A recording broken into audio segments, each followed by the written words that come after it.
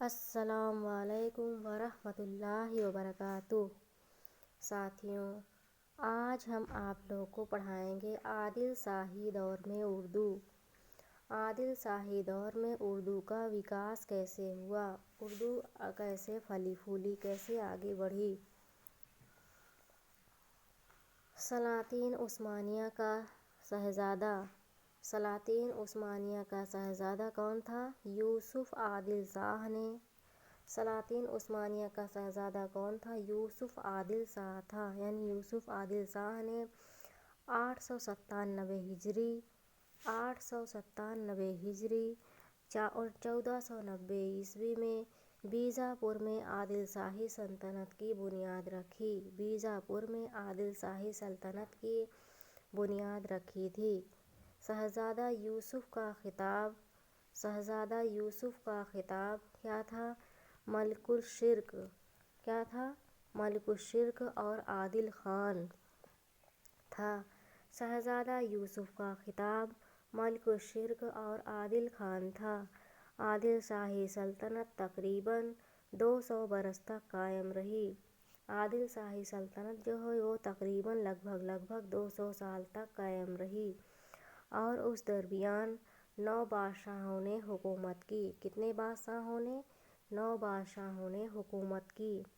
عادل شاہی سلطنت تقریباً 200 برس تک قائم رہی، اور اس درمیان یعنی اس بیچ 9 بادشاہوں نے حکومت کی۔ ایک کے بعد ایک 9 بادشاہوں نے حکومت کی، گدی پر بیٹھے۔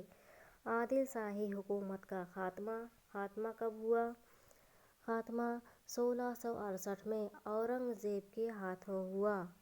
1668 میں اورنگزیب کے ہاتھوں ہوا۔ اس کا خاتمہ کب ہوا؟ اورنگزیب کے ہاتھوں ہوا 1668 عیسوی میں۔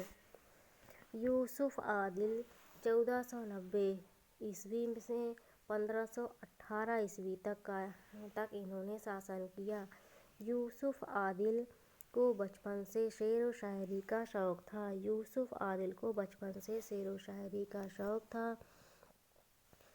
وہ خود فارسی کے شعر کہتا تھا۔ یوسف عادل شاہ کا بیٹا اور عادل 1518 سے 1534 شاہی سلطنت کا دوسرا فرمان رواں اسماعیل عادل شاہ تھا، جو فارسی میں اچھے شعر کہتا تھا۔ کس میں؟ فارسی میں اچھے شعر کہتا تھا۔ وفائی تخلص کرتا تھا، یعنی یہ سب کے ساتھ وفادار رہتا تھا۔ اس کا تخلص کیا تھا؟ وفائی۔ عادل شاہی سلطنت کا چھٹا بادشاہ ابراہیم عادل شاہ ثانی۔ کون؟ ابراہیم عادل شاہ ثانی۔ عادل شاہی سلطنت کا چھٹا بادشاہ ابراہیم عادل شاہ ثانی المعروف بجگت گرو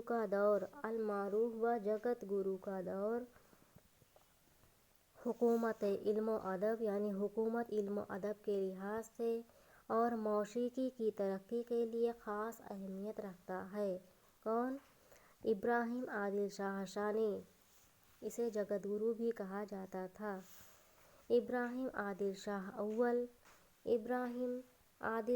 اول 1538 سے 1557 عیسوی تک۔ ابراہیم عادل شاہ اول 1538 سے 1557 عیسوی تک عادل شاہی سلطنت کا تیسرا فرمان رواں ہے۔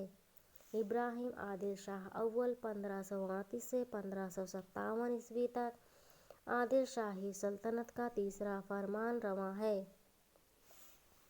بہمنی دور حکومت میں شاہی دفتر ہندی زبان میں کر دیے گئے تھے۔ بہمنی دور حکومت میں شاہی دفتر ہندی زبان میں کر دیے گئے تھے سارے دفتر۔ یوسف عادل شاہ نے اپنے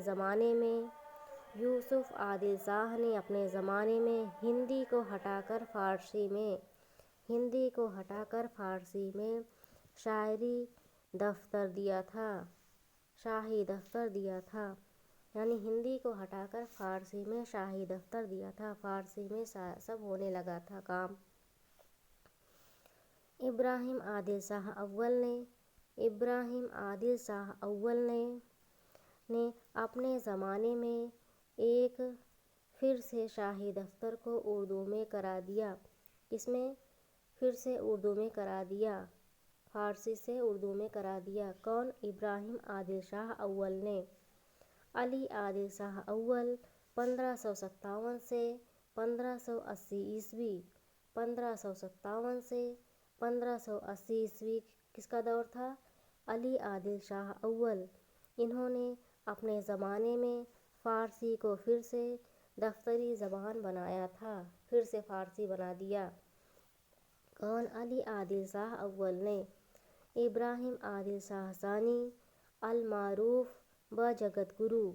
ابراہیم عادل شاہ ثانی المعروف بجگت گرو نے اپنے زمانے میں اردو کو دوبارہ رائج کیا۔ انہوں نے اپنے زمانے میں اردو کو پھر سے رائج کیا، جاری کیا، اور اس کے بعد عادل شاہی حکومت کے زوال تک، یعنی جب تک عادل شاہی حکومت کا ختم نہیں ہو گئی، جب تک وہ زوال پر نہیں آ گئی، تب تک اردو زبان ہی حکومت کے دفتروں کی زبان رہی ہے، اردو زبان ہی حکومت کے دفتروں کی زبان رہی، یعنی اردو میں ہی سارا کام ہوتا تھا دفتر کا۔ ابراہیم عادل شاہ ثانی المعروف بجگت گرو بیجاپور کا پہلا حکمران ہے۔ اگر آپ لوگ سے پوچھا جائے بیجاپور کا پہلا حکمران کون تھا تو وہ کون تھا؟ ابراہیم عادل شاہ ثانی المعروف بجگت گرو۔ یہ بیجاپور کا پہلا حکمران تھا جس نے دکنی کو اظہار خیال کا ذریعہ بنایا، جس نے دکنی کو یعنی دکن کو یعنی حیدرآباد کو اظہار خیال کا ذریعہ بنایا، یعنی وہاں سے شاسن کرنے لگا۔ ابراہیم عادل شاہ ثانی مغلیہ شہنشاہ۔ ابراہیم عادل شاہ ثانی جو تھے وہ مغلیہ شہنشاہ اکبر اور گولکنڈہ کے قطب شاہی فرمان رواں محمد قلی قطب شاہ کا ہم عصر تھا۔ ابراہیم عادل شاہ ثانی موسیقی میں مہارت کی، اس میں موسیقی میں اسے مہارت حاصل تھی، اس کی وجہ سے عرف عام میں جگت گرو کے نام سے مشہور تھا۔ یہ عرف یعنی دوسرے نام سے جگت گرو کے نام سے مشہور تھا۔ جگت گرو کی تصنیف کون سی ہے؟ نورس۔ جگت گرو کی تصنیف کون سی ہے؟ نورس۔ جگت گرو کی تصنیف نورس۔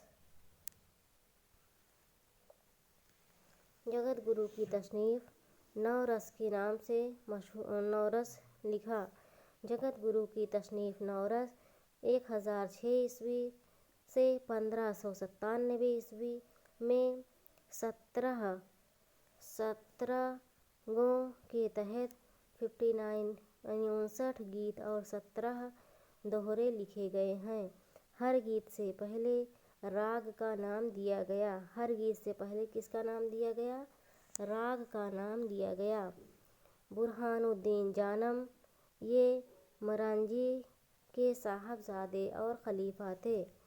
برہان الدین جانم یہ مرانجی کے صاحبزادے اور خلیفہ تھے۔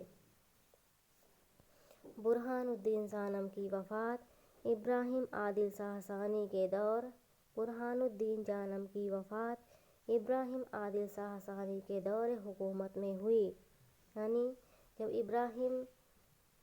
برہان الدین جانم کی وفات کب ہوئی؟ علی عادل شاہ ثانی کے دور میں ہوئی، جب وہ حکومت کرتے تھے۔ قاف نثری تصانیف، ان کی نثری تصانیف کون کون سی ہیں؟ رسالہ وجودیہ، کلمتہ الحقائق، شریعت و طریقت کے مسائل پر مبنی۔ جانم کی نظمیں، جانم کی کون کون سی نظمیں ہیں؟ ارشاد نامہ 990 ہجری 1552 عیسوی۔ ارشاد نامہ ایک نظم ہے۔ جو 2500 اشعار پر مشتمل ہے۔ وصیت الہادی بشارت الذکر 60 اشعار پر مشتمل نظم ہے۔ یہ 60 اشعار پر لکھی ہوئی ایک نظم ہے جو 5 ابواب میں تقسیم ہے۔ 5 ابواب میں 5 کھنڈوں میں 5 بھاگوں میں تصنیف ہے۔ سکہ، سہیلا، گیت، منفعت الایمان، فرمان، اژدیوان۔ اس میں حروف تہجی کو سلوک کے کنایوں کے طور پر استعمال کیا گیا ہے۔ حجت البقا 1600 سے زیادہ اشعار پر مشتمل ایک طویل نظم ہے۔ جانم کی نظمیں: ارشاد نامہ 990 ہجری 1582 عیسوی۔ ارشاد نامہ ایک نظم ہے جو 2500 اشعار پر مشتمل ہے۔ کس پر؟ 2500 اشعار پر مشتمل ہے۔ 2500 اشعار پر۔ وصیت الہادی بشارت الذکر 60 اشعار پر مشتمل نظم ہے جو 5 ابواب میں تقسیم ہے۔ سکہ، سہیلا، گیت، منفعت